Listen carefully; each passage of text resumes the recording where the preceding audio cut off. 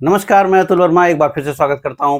बाजार बंद होने के बाद जो बड़ी खबर आई है उसकी हम चर्चा करेंगे, जिसमें चीफ एडवाइजर जो हैं भारत के इकोनॉमिक एडवाइजर नागेश्वरन, उन्होंने ये बात कही है कि भारत के ऊपर जो अतिरिक्त 25% का टैरिफ लगाया गया था अमेरिका की साइड से। आपको मालूम होगा कि भारत के ऊपर पहले 25% टैरिफ लगाया गया जो नॉर्मल टैरिफ था, और उसके बाद 25% का एक्स्ट्रा हमारे ऊपर टैरिफ लगाया गया। वो ये बात कहते हुए कि भारत बहुत ज़्यादा तेल खरीदता है रूस के साथ। उन्होंने ये संभावना जताई है कि आने वाले वक्त में उम्मीद उन्होंने दी है, डेट दिया है टाइमलाइन के साथ, कि 30 नवंबर के आसपास तक ऐसा संभव है कि ये जो 25% का एक्स्ट्रा हमारे ऊपर लगा हुआ है टैरिफ, ये हटाया जा सकता है। ये अपने आप में एक बड़ी खबर है, क्योंकि अभी 2 दिन पहले ही भारत और अमेरिका का वार्तालाप चल रही थी जो हमारे ट्रेड डील को लेकर के। अमेरिका की तरफ से पॉजिटिव बातें पिछले 2 दिनों में आई हैं। यद्यपि इस खबर की पुष्टि अमेरिका की साइड से नहीं हुई है, ये भारत के चीफ एडवाइजर हैं, अमेरिका के नहीं।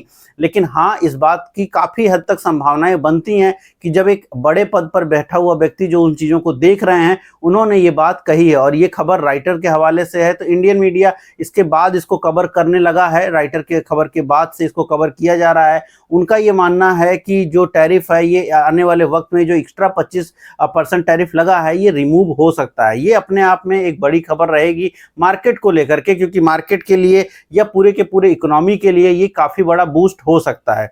अब इसमें मुद्दा ये है, हम ये बात कह तो रहे हैं, लेकिन क्या अमेरिका ये बात कर देगा, ये थोड़ा सा समझना अभी आसान नहीं है। यहाँ पे ये बात याद रखें कि भारत के जो टैक्सेस हैं इस समय वो हाई हैं। प्रेसिडेंट ट्रंप ने भी ये बात कही है कि भारत के ऊपर उन्होंने काफ़ी हाई टैक्सेस लगाए हैं। यहाँ पर ये भी बात याद रखनी चाहिए कि कल मुंद्रा पोर्ट पर रसिया का एक बड़ा कार्गो शिप जो कि तेल मतलब कैरी कर रहा था, वो लेकर के आया। उसको मुंद्रा पोर्ट पर जो है उनको डिलीवरी नहीं देने दी गई। यद्यपि भारत ने उसकी डिलीवरी ली है, लेकिन मुंद्रा पोर्ट पे वो डिलीवरी नहीं हुई और वहाँ से उनको जो है चेंज करके दूसरे पोर्ट पे गए, जो कि भारत सरकार का पोर्ट है, उस पर गए। यद्यपि जो और साथ में अदानी पोर्ट ने आज एक नोटिफिकेशन जारी किया है, इवन कल शाम को ही कर दिया था, कि भारत में उनके पोर्ट्स पे जो अदानी जिनको मैनेज करता है, कोई भी प्राइवेट पोर्ट नहीं होता है, लेकिन चूंकि सरकार ने लीज पे दिया हुआ है तो उसको आप अदानी का पोर्ट बोल सकते हैं। तो जितने भी प्राइवेट पोर्ट्स कंट्री में हैं इस टाइम जो ऑपरेट किए जा रहे हैं अदानी ग्रुप के माध्यम से, वहां पर यूएस ने जिन भी कंपनियों को बैन किया हुआ है, वो दुनिया की कोई भी कंपनी हो, लेकिन ज़्यादातर उसमें रशियन कंपनियां हैं, उनके अब जो भी जहाज हैं वो उन पोर्ट्स पर भारत में अब नहीं आ पाएंगी। यद्यपि जो भारत सरकार की जो संस्था है जो पोर्ट्स को देखती है, उसने ऐसा कोई भी अभी तक नियम पास नहीं किया है, और भारत सरकार जो ऑपरेट करती है पोर्ट्स, उन पर अभी भी कार्गो आ रही हैं। लेकिन यानी हम तेल खरीद कम नहीं कर दिए हैं, लेकिन मुद्दा ये है कि कल से ये मामला गर्म चल रहा था कि क्या हम तेल खरीद कम करने वाले हैं, क्या हम कुछ नए वर्जन की तरफ देख रहे हैं।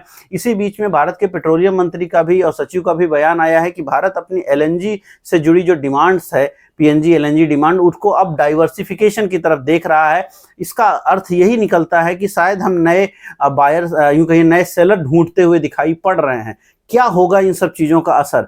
कहीं ना कहीं ये बात अमेरिकन बात को साबित करती है, या अमेरिका के साथ हमारे जो रिश्ते थोड़े से बिगड़े थे उसको बेहतर बनाने की तरफ काम लगता है हो रहा है। अब यहाँ पर फिर वही कहानी है कि क्या हम कितना डिप लेंगे अमेरिकन संबंधों को बनाए रखने के लिए रशियन ऑयल के परचेज में, क्या उसको हम कम करेंगे और कितना कम करेंगे, उससे कितना इम्पैक्ट हमारे ऊपर आएगा। लेकिन सेंटिमेंटली एक कहानी, एक नैरेटिव, एक स्टोरी मार्केट में अब तैरने लगी है, जिसमें ये दिखने लगा है कि संभव है कि भारत जो है तेल खरीद कम कर रहा है। जल्द ही हो सकता है 8 से 10 दिन के अंदर आपको एक छोटी डील के बारे में सुनाई पड़ जाए।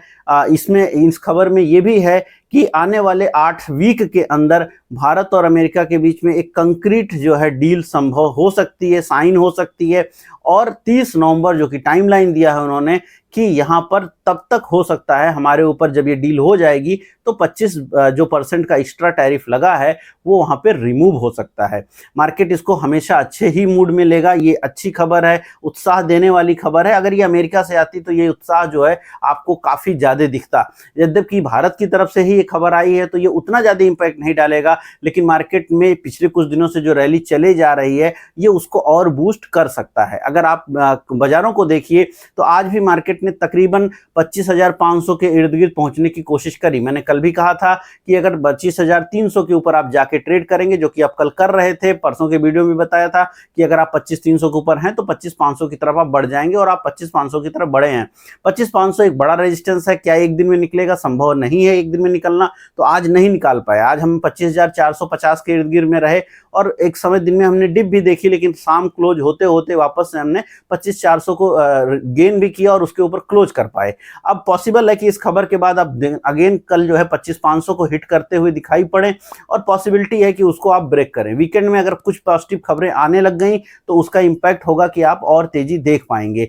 कल के वीडियो में मैंने आपको यही बताने की कोशिश करी थी कि फेड अगर कुछ करता है, 25 बेसिस पॉइंट का रेट कट किया उन्होंने, लेकिन ये मार्केट में फैक्टर इन है, मार्केट ऊपर खुल करके सस्टेन करेगा, आइदर थोड़ा सा करेक्ट करेगा, और वही आपने आज दिन के दौरान देखा। बाजार ऊपर खुली, वहां से थोड़ा कूल ऑफ दिखा, शाम को यद्यपि 2 बजे के बाद थोड़ी वापस से रैली आई, बट मार्केट सुबह के भाव से ऊपर जाते हुए नहीं दिखाई पड़ी। तो आज के इंट्राडे का नेचर यही था कि आप थोड़ा सा आपको मौका मिला नीचे आने का, जो कि कल हमने डिस्कस किया था। लेकिन कल के मार्केट के हिसाब से ये जो खबर है ये पॉजिटिव है, और इसका इंपैक्ट अब कितना देखने को मिलेगा, मीडिया इसको किस ढंग से दिखाएगा, सामने रखेगा, तो वो महत्वपूर्ण रहेगी। लेकिन चूंकि ये विदेशी मीडिया की खबर है, राइटर के हवाले से आई खबर है, तो काफी हद तक आप इसको सही मान के चल सकते हैं।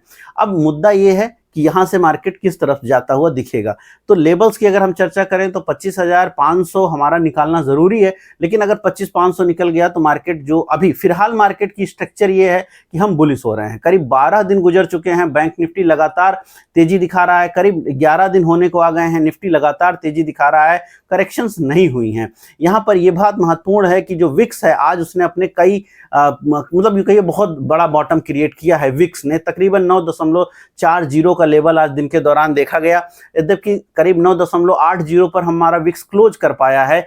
विक्स जो लोग नहीं समझते हैं, ये मार्केट की वोलेटिलिटी को दिखाता है। मार्केट में volatility but in term of option seller, जब ऑप्शन सेलर को डर लगती है तो विक्स का नंबर बढ़ता है। ये हमारा जो बॉटम है करीब 8.5, 9.5, 10 का, ये अब हमेशा से हिस्टोरिकली हमारा ये बॉटम रहा है, और फिर यहाँ से विक्स बढ़ना शुरू करती है, जिसमें कम से कम 14-15 के नंबर अमूमन आते हैं। बहुत बार इसके ज्यादा भी नंबर आते हैं। विक्स पर मैं किसी दिन डिटेल में चर्चा करूंगा। हाँ, जो लोग मेरे साथ क्लासेज में रहे हैं, क्लासेज कर चुके होंगे, जो लोग भी करते रहे हैं एफएनओ में या कहीं भी, तो वहां पर हम बहुत विस्तार पूर्वक विक्स पे आपके साथ चर्चा कर चुके होंगे। तो वो आपको अभी कॉन्सेप्ट याद करने की जरूरत है कि विक्स अभी उस जोन में है जहां से मार्केट में जनरली मार्केट में एक रिवर्सल दिखता है, या एक कहिए एक बड़ा मूव दिखता है। यहां पर ये बात मत समझिएगा कि विक्स का बढ़ने का अर्थ हुआ मार्केट का क्रैश, बिल्कुल नहीं। विक्स डर का इंडेक्स है, लेकिन डर जिसको लगेगी उसका इंडेक्स है। हो सकता है यहां पर कॉल सेल करने वालों को डर लगे तो मार्केट लगातार ऊपर जा सकती है और विक्स बढ़ सकता है। यह भी संभव है कि विक्स थोड़ा बढ़े और मार्केट थोड़ा कूल ऑफ करे, क्योंकि डेटा अभी थोड़ा स्ट्रेच होता दिख रहा है। बट ये जो पॉजिटिव खबरें आ रही हैं, ये मार्केट के मोमेंटम को बनाए रखने में काफी मददगार साबित हो सकती हैं। ऐसे में ये मानना कि मार्केट ब्रेकआउट्स क्रिएट करेंगे, ये ज्यादा सही समझ आती है अपेक्षाकृत कि मार्केट जो है यहाँ पे ब्रेकडाउन क्रिएट करेंगे। नीचे सपोर्ट्स की बात करिए, 25,100 रॉक बॉटम सपोर्ट बना हुआ है, 25,000, 25,100। अब हमें शायद आने वाले 1-2 दिन के अंदर उसके दर्शन भी नहीं होंगे, तो हमारा नंबर अब ऊपर आना चाहिए। जाहिर सी बात है 25,300 की रेंज जो कि ब्रेक करने में बहुत टाइम लग रहा था, तो अब वो एक बड़ा मजबूत सपोर्ट बनता हुआ दिखाई पड़ेगा। कभी भी जब हम 25,300 की तरफ बढ़ेंगे, मार्केट हमेशा आपको बाइंग के मौके देगा। 25,300, 25,350 भी आप कर सकते हैं। इस जोन में मार्केट जब भी जाएगा आपको अपॉर्चुनिटी मिलेगी बाइंग करने की, और वहां से वापस से मार्केट अगर 25,500, 25,600 की तरफ बढ़ता है तो मार्केट बुलिश होता चला जाएगा। यहां पर यह बात ध्यान रखिए, अगर विक्स बढ़ना शुरू हुआ और मार्केट ऊपर की तरफ जाना शुरू हुआ तो मार्केट का मोमेंटम और बढ़ सकता है। ये बात याद रखिएगा, फिर से रिपीट कर रहा हूं, विक्स बढ़ना शुरू हुआ, मार्केट ब्रेकआउट कर रहा है, मार्केट का मोमेंटम और बढ़ता चला जाएगा। तो आप बिलीव नहीं करेंगे, बट मार्केट उस स्ट्रक्चर की तरफ तेजी के साथ बढ़ेगा। तो ये बात आपको ध्यान रखनी है। अगर विक्स बढ़ने लगा और मार्केट थोड़ा डिप लेने लगी तो मार्केट थोड़ा नीचे आके सपोर्ट्स बनाने की कोशिश कर सकती है, क्योंकि स्ट्रेच है मामला थोड़ा सा। तो यहाँ पे चार्ट पे आपको हर समय नजर रखना है, और चार्ट जिस तरह से मूवमेंट देगा आपको हमेशा उस तरफ का फोकस बना के रखना है। स्टॉक टू स्टॉक बहुत मूवमेंट्स नहीं आ रहे हैं क्योंकि मार्केट बहुत साइडवेज है, लेकिन अब इस खबर के नाते पॉसिबल है कि आप अमेरिका से जो डील का बेनिफिट जिन कंपनियों को मिल सकता है, जिसमें कपड़े की कंपनियां हो सकती हैं, जिसमें जेम्स एंड ज्वेलरी की कंपनियां हो सकती हैं, उन सभी टाइप की कंपनियों में आने वाले कुछ दिनों में आपको एक ठीक ठाक से मूवमेंट बनते हुए दिखाई पड़ जाए। क्योंकि ये अगर 30 नवंबर तक आप हटा रहे हो, और चूंकि अभी चीफ एडवाइजर ने आपके बोला है तो उसके पीछे आपको एक लॉजिक समझने आने चाहिए कि हाँ संभव ऐसा हो जाए। तो अगर ऐसा होता है तो काफ़ी कंपनियों को इम्पैक्ट डालेगी ये खबर, और काफ़ी इन्वायरमेंट को बेहतर करेगी। तो वो चीज़ ज़रूरी है। बट हाँ, जैसे हमने कहा कि ये इंडिया से आई हुई खबर है, अमेरिका ने इसकी कोई पुष्टि नहीं करी है। डोनाल्ड ट्रंप का एक ट्वीट ही इंडिया को यहाँ पे बुरा फील करा सकता है। तो ये चीज़ें हो सकती हैं, बट संभावनाओं पे जो दिखती है वो ये है कि मार्केट थोड़ा बुलिश है और लगातार बुलिश बना हुआ है। कोई भी डिप इसमें इस समय मार्केट में एक बाइंग अपॉर्चुनिटी है। लेवल्स की मैंने चर्चा करी ही है। स्टॉक टू स्टॉक खबरें जो आ रही हैं उसके हिसाब से आपको देखना है। फॉलोअप रोज नहीं मिल रहे हैं, कुछ ही कंपनियों में आपको फॉलोअप मिल रहे हैं। जैसे ऑटो कंपनियां हैं, वहां पे लगातार तेजी बनी हुई है।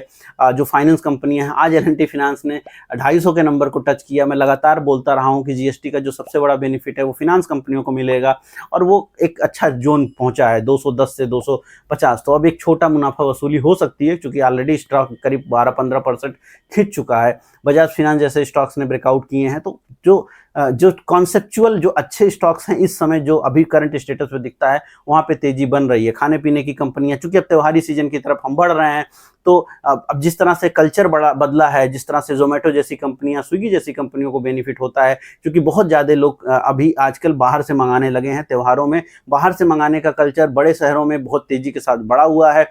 जोमेटो जहाँ पर जिसको आप वहाँ पे आज एक छोटा सा नया फ्रेश ब्रेकआउट जरूर हुआ है इंटरनल में। तो इंटरनल जैसी कंपनियां आने वाले वक्त में आपको अच्छा परफॉर्म करती दिख सकती हैं, क्योंकि त्योहारी सीजन का इनके ऊपर बेनिफिट रहेगा। तो आपको कॉन्सेप्ट के हिसाब से चीज़ें फोकस करना चाहिए। इंडिया सेंट्रिक कंपनियां और विदेश की जो उससे जुड़ी कंपनियां, दोनों के लिए कुछ अच्छी खबरें आती हुई जरूर दिखाई पड़ रही हैं। उम्मीद कर रहा हूँ वीडियो पसंद आई होगी। पसंद आई तो लाइक कीजिएगा, शेयर कीजिएगा, कमेंट कीजिएगा। अगर आप इस टाइप की वीडियोस देखते हैं तो सब्सक्राइब जरूर कीजिएगा चैनल को। कोई क्वेश्चन हो तो कमेंट बॉक्स में लिखिएगा। मैं मिलूंगा आपसे कल नए वीडियो में। इस वीडियो में इतना ही। धन्यवाद।